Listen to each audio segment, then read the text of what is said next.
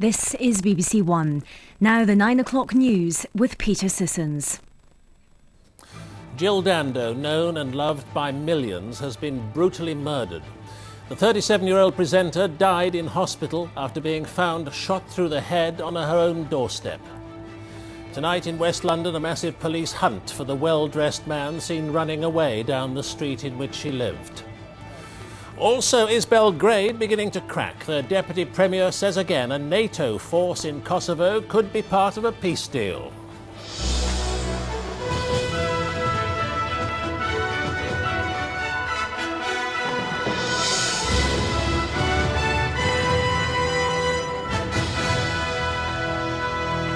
Good evening. A massive police hunt is underway tonight in West London for the killer of Jill Dando, who was murdered earlier today outside her terraced home in Fulham. Police said tonight she died from a single shot to the head. Neighbours who found her dying on her doorstep had heard a scream and seen a well-dressed man hurrying away down the street. The shocking loss of one of Britain's best-known personalities drew many tributes, among them from the Queen and the Prime Minister. Our chief news correspondent, Kate Adie, reports. It's a quiet, pretty avenue in southwest London, where Jill Dando had lived for several years. Shortly before midday, some of her neighbours were alerted that something was wrong. Two women went towards the front door and saw someone lying on the doorstep. A third neighbour joined them. I heard the scream. You heard a scream? I did hear a scream. Did you hear a man's voice or anything like that? No man's voice at all. And did you hear a shot or did you... There was no shots. From what I would say was a shot. I wouldn't have thought there was a shot, no. From your assessment, what appeared to have happened to her? She was obviously attacked, and whether she was attacked with a knife or whether she was attacked with some sort of instrument, but she certainly... She is obviously very shocked what happened, and... But she was conscious, she was talking? She wasn't conscious when I saw her. And what did you do, dial 999 straight away? I personally didn't, but the people I was with, the two ladies who also live in the street, dialed the number and had the ambulance services there within 10 minutes. Taken by ambulance to Charing Cross Hospital, she remained unconscious, having suffered serious head injuries. Jill Dando arrived here by ambulance at 12:30 p.m. Despite all efforts by hospital paramedics, ambulance paramedics and hospital medical staff, she was certified dead at 1:03 p.m. Several people saw a man near the house at the time, saying he was walking briskly, possibly running away. A man was seen leaving from outside number 29 Gowan Avenue, and he ran east down this road towards the Fulham Palace Road. A man between late 30s and 40s, white. He was carrying a mobile phone, he was clean-shaven, and he had dark hair. The witnesses describe him as being well-groomed, possibly wearing a jacket or a suit. And anybody who knows that man or anybody else who saw that person out there, we would like to speak to. The street has been sealed off all day, with a police investigation launched into the death of someone known to millions of people through television, whose neighbours knew her, and who was an outgoing, friendly person, modest about her celebrity. Like many in the public eye, there were reports that she'd attracted unwanted attention from strangers. And last year she'd had difficulty when a particularly persistent viewer pursued her with calls and letters. Something the BBC took seriously, the problem of stalking being one of the consequences of success. However, Jill was hugely popular and cooperated happily with the press, most recently giving interviews about her forthcoming marriage to gynecologist Alan Farthing. Over Easter, they'd both been with her father and brother in the West Country. As far as my dad's concerned, I mean, she was a devoted daughter and, for me, a sort of loving sister. Well, I mean, we're going to miss her, obviously, dreadfully. And I think people who knew her in a way through her appearances on TV, they're obviously going to miss her greatly. The first of many tributes came from her colleagues at the BBC, where she was held in great affection. In the last hour, the police have confirmed she was killed by a single gunshot to the head. It's rare that a reporter can say that a murder victim was the kind of woman who had no enemies. I can say that about Jill Dando. Her death is a shock to all who knew her personally, and also to millions of people who knew her as a friendly, charming person on television. Kate Adie, BBC News, Fulham. The Queen said she was shocked and saddened by the news. The BBC's Director General, Sir John Burt, said Jill was one of the nation's sweethearts. Tonight, Jill's fiancé, medical consultant Alan Farthing, gave this statement to the 9 o'clock news. "I am totally devastated and unable to comprehend what has happened. Jill was respected for her professional abilities, admired by all who met her and adored by anyone who got to know her." Michael Buerk reports on Jill's career, which, although it fulfilled a dream, never lifted her feet from the ground. Hello, welcome to the Antiques Inspectors. The show where the Jill Dando was possibly the most popular woman on British television. She was certainly the busiest. A new series began only last night. Her unaffected glamour, easy professionalism, radiant good nature, lighting up the Antiques Inspectors. The front cover of Radio Times this week, again. The fame she carried so naturally, greater than ever. The fame that almost certainly killed her. She was born in Weston-super-Mare 37 years ago, a solid Christian family. Jill Wendy Dando was a child of Middle England. She thought she was an ugly little girl, buck teeth, glasses, no dress sense, she said. Contact lenses and a perm at 16 changed all that. I have to be honest, the sea here is never blue. It's not even green. But even when she returned to Weston for the holiday programme as a glamorous television star, you felt she never quite believed how beautiful and how successful she was. Her modesty was more than good manners. A modest start there. Teenage reporter doing garden fetes for the Western Mercury. Ah, this brings back memories. I had my first job on this paper. 30 years ago, a computer capable of similar calculations... The girl reporter graduated naturally to local television. The camera loved her, even before she wore the gloss of stardom. Jill was working at the time for the local paper in Weston-super-Mare. She applied for the job, and it was obvious from the first time I met her that day back in the mid-1980s that she was a tremendously talented person. She was a lovely person to deal with, and I just knew she'd go far. The move to London, to the BBC's breakfast programme, showed she had authority as well as charm, could handle the big stories. Breakfast news from the BBC. There's one story this morning, the dramatic end of the Gorbachev era in the Soviet Union. But it's the holiday programme that we'll remember. The gorgeous girl next door, freed from the straitjacket of news, on permanent vacation. Some say that the brochure price of a holiday... It looked the easiest and most fun job in the world. But that was her special talent. The crushing schedule, the endless travelling, never showed. It did give her one special moment, a surprise date with the star that she'd always admired.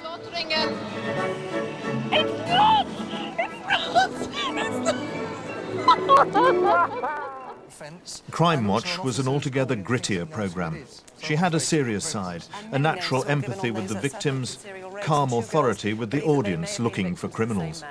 So your calls really do count as a result. And, what you saw was what you got with Jill. Her public and her private persona were one and the same thing. Her warmth wasn't feigned, it was real. Her career was always successful, her private life less so. But after several Mr. Wrongs, she'd found Mr. Right, a gynaecologist, Alan Farthing. They were getting married in the autumn.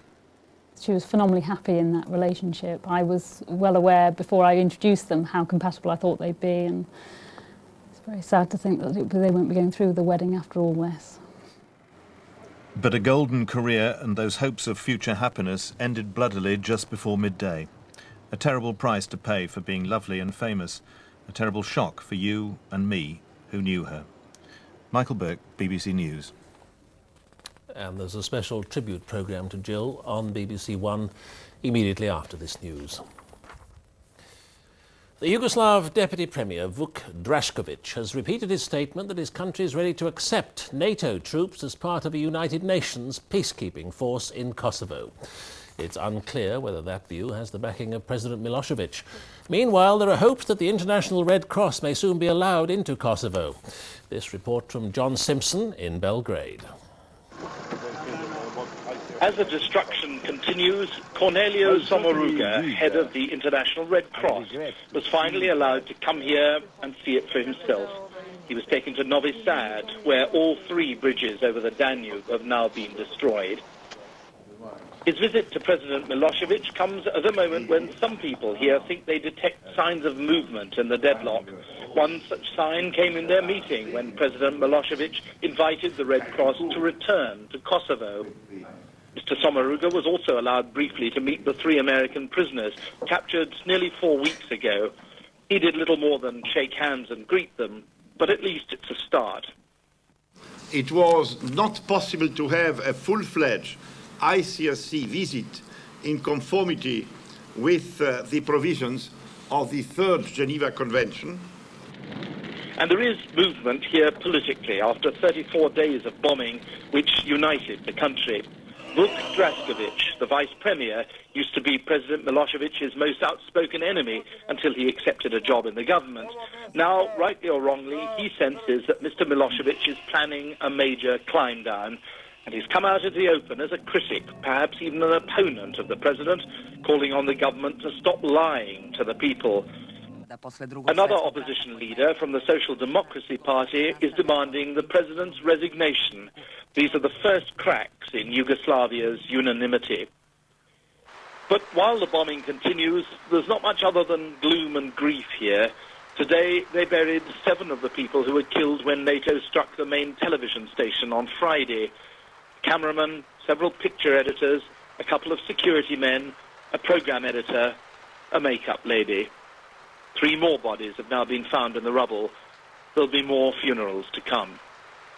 John Simpson, BBC News, Belgrade. And within the past hour, there have been more political developments in Belgrade. John Simpson is on the phone now. John, what can you tell us?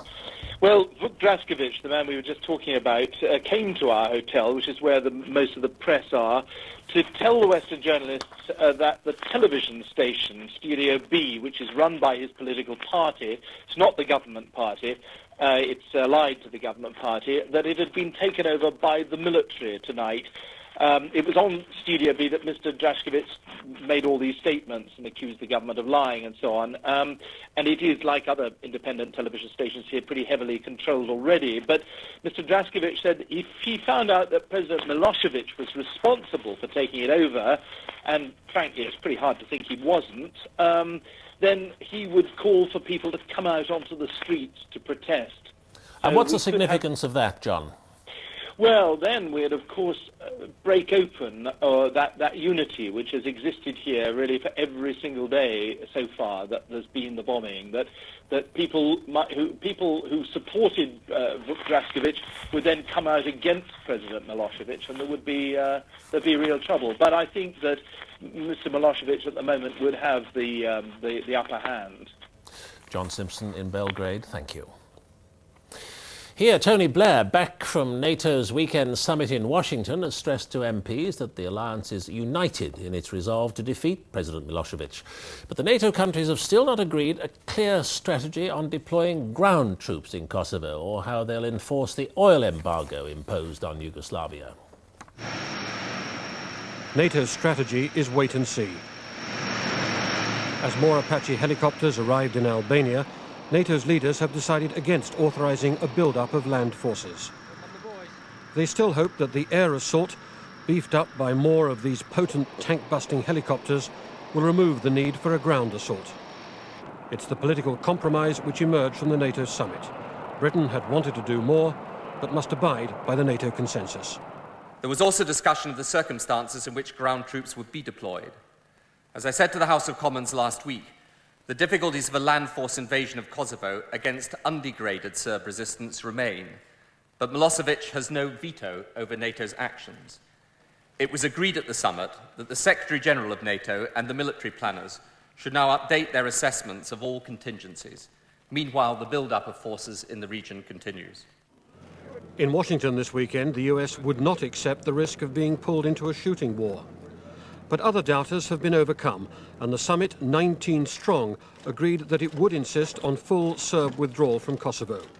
It also wants an oil blockade, but isn't sure how to go about it. If a NATO vessel hails a captain of another ship going that way and says, we'd like to visit, and that captain says, no, no thank you, What action can NATO take? Well, again, I don't want to comment yet on the details because it's premature. I have to give this answer. It's the only honest one I can give at the moment. We don't yet have the initial concept of operations from the military authorities.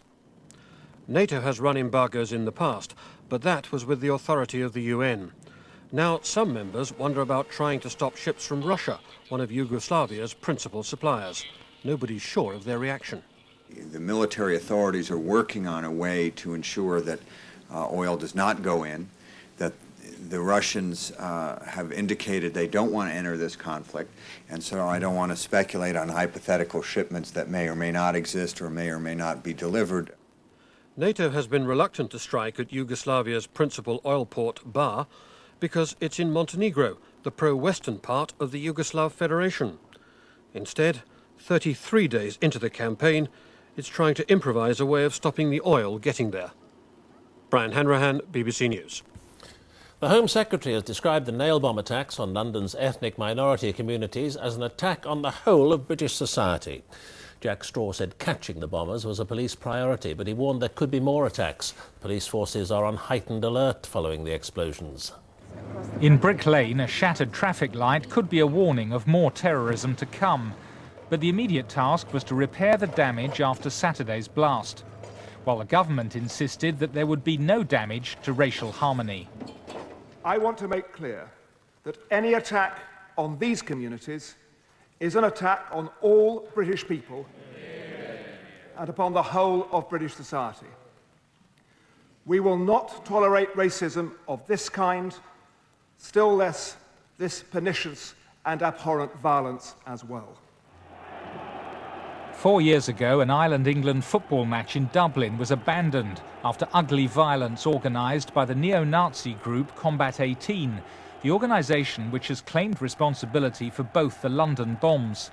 But it's been heavily infiltrated by informers, and some experts on fascism are pointing the finger at a smaller group called the White Wolves, which has threatened bomb attacks before. Amongst the targets suggested in there were places like Brixton, the East End of London, and some northern cities with large Asian communities.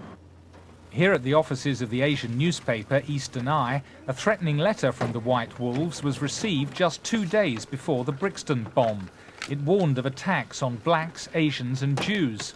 But the editor says the police didn't act swiftly enough. I feel the police and politicians should, rather than dithering about the motive, which they were, they should have issued an immediate directive for people living in black and Asian areas to be extra vigilant. It's not a question of people panicking, it's a question of people being aware. In London's Southall, another potential target for the bombers, extra police are on the streets, and 150 local volunteers will be out looking for anything suspicious next weekend. But the fear is there may be another attack before a breakthrough is achieved. Jon Silverman, BBC News. Members of the country's second largest building society, the Bradford Bingley, have voted to convert it into a bank. At a meeting in Bingley today, 2/3 of those voting were in favour of the conversion. Members will get a windfall payment of about £1,000. The board had urged members to reject the move, but now says it accepts the decision. The European Football Authority, UEFA, says riots by Dutch football fans last night won't affect their plans to hold the Euro 2000 tournament in the Netherlands next year. 16 people were injured in the fighting, including 4 who were shot by police. Britsh Airways has said a mischievous prank by a passenger probably caused a pre-recorded emergency message to be played on a flight from San Francisco to London. Almost 400 travellers were told to prepare for a forced landing before the crew realised the error. The film star Sean Connery has attempted to breathe new life into the Scottish nationalist campaign for the Edinburgh Parliament. He told an SNP rally that Scotland should be nothing less than equal with all the other nations of the world. And Sean Connery! The world's most famous Scotsman said the introduction, and Sean Connery may need to be that and more if this once-only appearance is to rally the SNP and help them catch up with Labour and win against the odds. First, though, a swipe at the media for the way some papers have written off his party and attacked him. I'm ashamed of them, and I'm angry with them. No policy detail, this was a declaration of faith in Scottish independence and an attack on the SNP's opponents. When we were up here for the referendum vote, there was a spirit and a positive enthusiasm. Well, the control freaks have blown it away.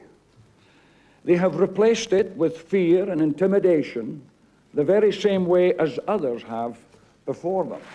The small, invited audience loved that, of course, but Labour's Scottish secretary wasn't too put out. I think Mr Connery is entitled to his views, and he's here primarily, as I understand it, to promote his film, and I wish him every success with that.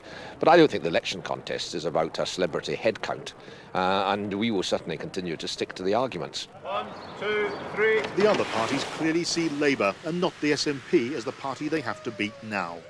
People in Scotland don't want independence. They know it would be a financial disaster. But unlike Sean Connery, we can't actually opt out of it and spend our lives in tax exile. I think Sean Connery is a very good actor. We all enjoy his performances, but he's not a politician. We all know he's SNP anyway, and I think people will be quite unmoved. The truth is, the SNP campaign has fallen apart. The fight for control of Scotland has been low-key, and that suits Labour. Now the nationalists need to win over and win back voters who prefer low taxes and who feel safer as a permanent part of the British Union.